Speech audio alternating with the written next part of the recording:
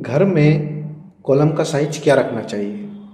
बहुत ही महत्वपूर्ण और बहुत ही अच्छा टॉपिक है ये। क्यों? क्योंकि जब हम घर बनाते हैं तो उस समय हमारे दिमाग में कहीं न कहीं ये बात चलती रहती है कि मैं बहुत ज़्यादा मोटाई का कॉलम दे देता हूँ घर में, जिससे कि घर की जो मजबूती है वो ज़्यादा अच्छी रहेगी। बट क्या वाक़ई उस चीज़ की ज़रूरत है हमें घर बनाने में कि इतनी मोटाई का कॉलम हमें ज़रूरी रहेगा? चाहे वो आपका 1 फीट बाई 1 फीट का हो गया हो या 8 इंच बाई 12 इंच का कॉलम, है ना? तो क्या कारण है कि लोग यहाँ पे इस चीज़ में हमेशा कन्फ्यूज़ रहते हैं कि जो मैं घर बना रहा हूँ उसमें मुझे कितनी मोटाई का कॉलम जो है वो देना चाहिए। तो आज इस कन्फ्यूज़न को मैं दूर कर देता हूँ। देखिए, यदि आप एक अपना घर बना रहे हैं और मान के चलिए कि आपका एक कॉलम से दूसरे कॉलम की जो दूरी है वो 12 फीट तक है, तो यहाँ पे आपको 8 इंच बाई 12 इंच का जो है कॉलम वो यूज़ करना चाहिए। ये साइज़ का जो कॉलम है ये बहुत बढ़िया है, आराम से आप 3 स्टोरी तक इस पे ले जा सकते हैं।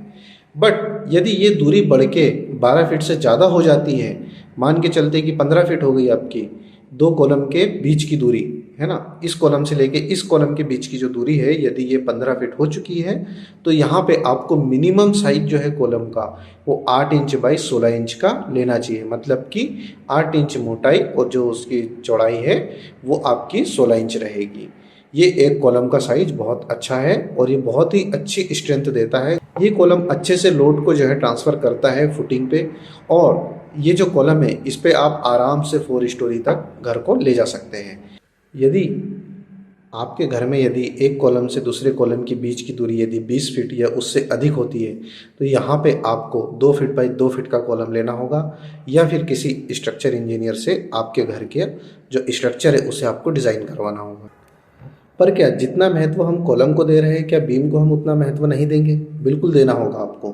बीम भी घर का उतना ही इम्पोर्टेंट हिस्सा है जितना कि आपका कॉलम, क्योंकि जो आपका स्लैब और स्लैब के ऊपर का जो लोड है वो बीम पे ट्रांसफ़र होता है, और बीम उसी लोड को कॉलम के ऊपर जो है ट्रांसफ़र करता है। इसलिए बीम भी यहाँ पे एक बहुत ही महत्वपूर्ण हिस्सा है हमारे घर का, जिस पे आपको पूरा ध्यान देना होता है।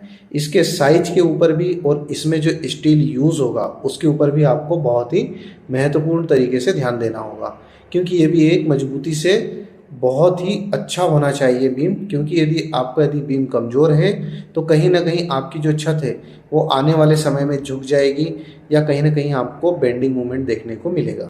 अभी हमने 2 चीज़ों के ऊपर बात की है, एक तो कॉलम और एक बीम। बट ये जो दोनों चीज़ों का यदि आप सार देखेंगे कि जो हमने बताया अभी, स्लैब से बीम पर लोड आया और बीम से कॉलम पर आया, ये अल्टीमेटम ये लोड जाना कहाँ है? ये जाएगा हमारा नींव पे, मतलब कि हमारे फाउंडेशन पे। ये सारा लोड हमारा फुटिंग पे आता है। फुटिंग उतना ही अहम हिस्सा है जितना कि कॉलम और बीम। कहने का मतलब साफ तौर पे फुटिंग, कॉलम, बीम, ये तीनों आपके घर के बहुत ही महत्वपूर्ण हिस्से हैं। इन्हें आपको अच्छे से, अच्छी मोटाई के साथ में और अच्छे किसी कारीगर से आपको काम करवाना है अपने घर के स्ट्रक्चर का, क्योंकि घर की मजबूती आपके स्ट्रक्चर में है, ना कि ब्रिकवर्क के अंदर। ब्रिकवर्क केवल एक पार्टीशन के लिए यूज़ होता है, बाकी स्ट्रक्चर जो है यही आपके घर की मेन मजबूती को बनाए रखता है। इसलिए आपको यहाँ पे हमेशा ध्यान देना है कि आपके स्ट्रक्चर का काम जो है, घर के स्ट्रक्चर का काम वो बहुत अच्छे से हो। यदि आप फुटिंग पे एक डिटेल वीडियो देखना चाहते हैं कि किस तरीके से फुटिंग डाली जाती है और वहाँ पे किस तरीके का स्टील यूज़ किया जाता है और उसका साइज क्या रखा जाता है, ये एक काफ़ी लंबा पार्ट है। इसके लिए डेडिकेटेड एक अलग वीडियो बनाना होगा मुझे।